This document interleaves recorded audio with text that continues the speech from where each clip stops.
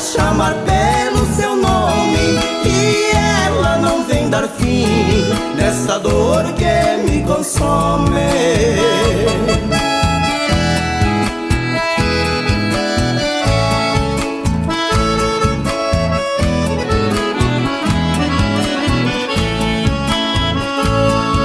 Nesta noite fria e triste, eu me sinto tão sozinho.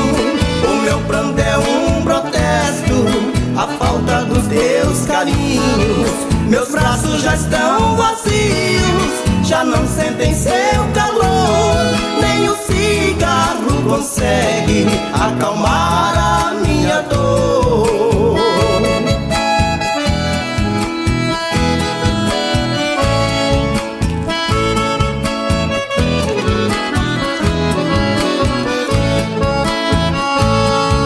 Minha voz dentro da noite é um grito de agonia, lamento desesperado contra a dor que me crucia.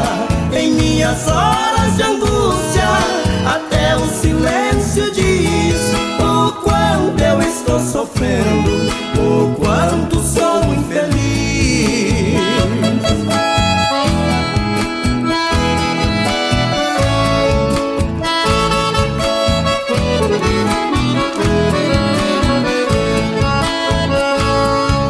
Entre as quatro paredes do meu quartinho tão triste, somente a amargura vejo, somente a tristeza existe. A chuva cai ritmada, castigando a minha janela.